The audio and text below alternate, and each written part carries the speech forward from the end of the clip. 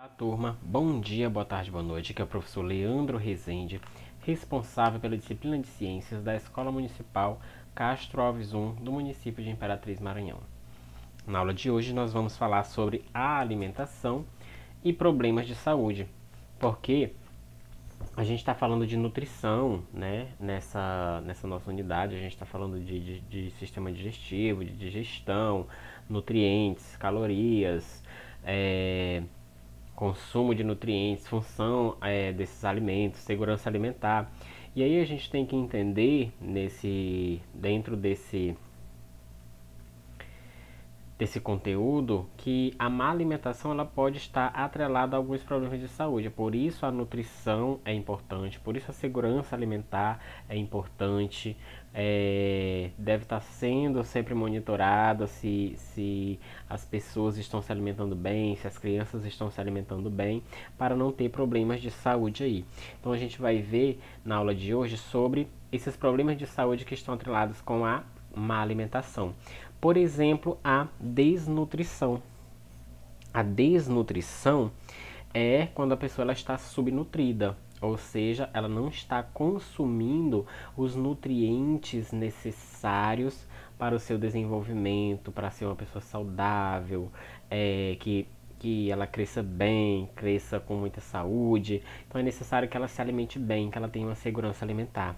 E vale ressaltar que nem sempre uma pessoa, quando ela é obesa, quando ela é gorda, ela está nutrida. Isso não significa, porque pode ser que ela tenha algum distúrbio alimentar e ela esteja se subnutrindo, mesmo estando acima do peso, certo? Então, o que é desnutrição? A desnutrição, ela se caracteriza pelo consumo insuficiente de nutrientes. Ou seja, isso pode acontecer quando uma pessoa, ela não se alimenta, ela não consome alimentos que contêm os nutrientes necessários, ou ela não consome os grupos alimentares que vão fornecer os nutrientes adequados para o seu desenvolvimento.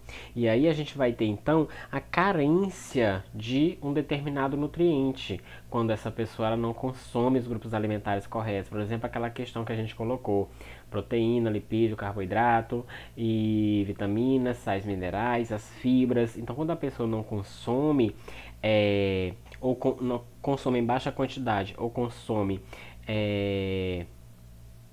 ou não consome de jeito nenhum esses nutrientes, ela vai ter essa carência. E essa carência ela vai causar problemas, a pessoa não vai se desenvolver, ela vai ficar, vamos dizer, a musculatura dela não vai se desenvolver, ela não vai crescer, vai ter problemas de saúde, vai ter imunidade baixa. Então, isso pode ser decorrente dessa subnutrição, dessa carência de um determinado nutriente ou mesmo de vários nutrientes, certo? Pode existir também a questão aí da desnutrição proteico-calórica. O que acontece? Ela ocorre quando uma pessoa não ingere alimentos em quantidade suficiente, em geral, por viver em condições de miséria. Então, o que acontece? Muitas vezes a pessoa ela não tem condição de se alimentar. Ela vive em condições de miséria, locais que não tem saneamento básico, e isso acaba influenciando de forma na alimentação dessa pessoa. E ela vai ter uma desnutrição aí proteico-calórica. Então, o problema da fome, ela atinge muitas pessoas no mundo e é um grande causador, então, da desnutrição. E isso acontece por quê? Porque a desnutrição proteico-calórica a pessoa não está ingerindo a quantidade necessária de proteína e não está ingerindo a quantidade suficiente de calorias. Ali a pessoa só tem arroz, por exemplo, para se alimentar. Tem só arroz e feijão, mas não tem a carne, não tem a salada, não tem as vitaminas que estão ali presentes nas frutas. Então, condições de miséria, condições de pobreza mesmo. Então a pessoa acaba alimentando só de uma única coisa, porque é o que dá para se alimentar, é o que dá para comprar. E acaba tendo esses problemas aí de desnutrição. E aí a gente tem outra questão também, que é a obesidade, sobrepeso, síndrome metabólica e o diabetes. Então, a obesidade e sobrepeso se caracterizam por uma proporção maior de gordura corporal do que o considerado adequado à saúde. A gente sabe que o nosso corpo ele tem uma quantidade de massa que é adequada para você ter uma saúde, você não se cansar, você não ficar ofegante, você não ser sedentário, você não ter problemas de circulação. Então, quando você tem a obesidade ou sobrepeso, é quando você está com uma proporção maior de gordura do que o que seu corpo sustenta, do que o que seu corpo precisa, certo?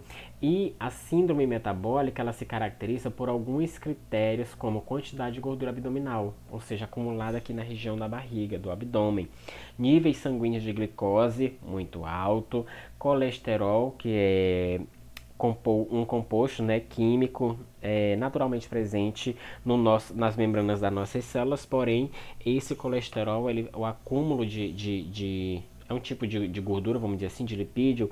Se ele não tiver em proporção equilibrada, ele vai acabar causando sérios danos aí, por exemplo, o entupimento das artérias, ele vai ter problema de circulação, certo? Os triglicerídeos elevados, que também são um tipo de gordura ingerida nos alimentos ou produzido pelo próprio organismo, que também em proporções inadequadas vão causar problemas aí de saúde.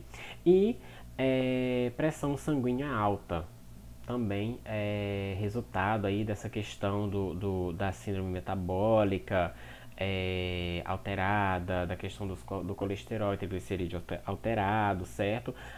Glicose sanguínea alterada, então tudo isso vai influenciar nessa síndrome metabólica e consequentemente na sua saúde. E a síndrome metabólica ela está associada fortemente a doenças cardíacas e diabetes, já que eu tenho alteração aí nos níveis sanguíneos, né? Tem muita glicose, muito açúcar concentrado no sangue, tem gordura, triglicerídeo em grande quantidade no sangue, a pressão sanguínea alterada, então consequentemente eu vou ter problema também aí no coração, doenças cardíacas. E além disso, diabetes. Se eu tenho níveis sanguíneos de glicose no sangue muito altos, isso pode vir desencadear o diabetes. O diabetes ele é uma doença na qual o corpo não tem ou ele perde a capacidade de transportar o açúcar do sangue para o interior das células. Ou seja, o sangue ele vai estar dissolvido, certo? No sangue, ele vai estar ali, vamos dizer assim, presente no sangue. Só que esse açúcar ele é passado do sangue para dentro das células para ser consumido e produzida energia. E aí, quando a pessoa ela não tem a estrutura necessária, vamos dizer assim, o corpo ele não faz naturalmente esse transporte de glicose para dentro da célula, o que acontece? A pessoa vai desencadear um diabetes. E aí esse diabetes ele pode ser hereditário, ou seja, ele passa de pai para filho, ou ele pode ser adquirido quando a pessoa tem uma alimentação muito inadequada, muito errada, consome açúcar em quantidades exageradas, isso vai acumulando no sangue, e aí você acaba adquirindo uma diabetes, certo? E aí, para fechar nossa aula, a gente tem aí esse gráficozinho aí. Lembrando que a alimentação equilibrada e a prática regular de atividade física são essenciais para manter a proporção adequada de gordura do corpo e assim prevenir a obesidade, a síndrome metabólica, problemas cardíacos e diabetes, certo? E aqui a gente tem uma relação aí de obesidade, sobrepeso, diabetes na população brasileira, no ano de 2006 e no ano de 2016, ou seja, em um intervalo aí de 10 anos. E aí você vê aí, ó, que a obesidade em 2006 era de 11,8%, em 2016 subiu para 18,9%.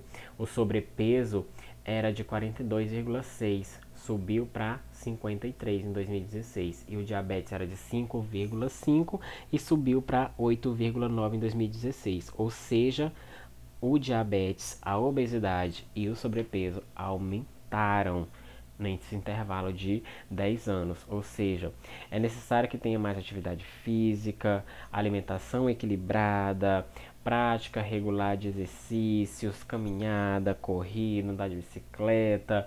É necessário se alimentar bem, se alimentar de forma saudável para você ter uma saúde de qualidade, certo? Finalizamos nossa aula por aqui. Tenham todos um bom descanso e até a nossa próxima aula.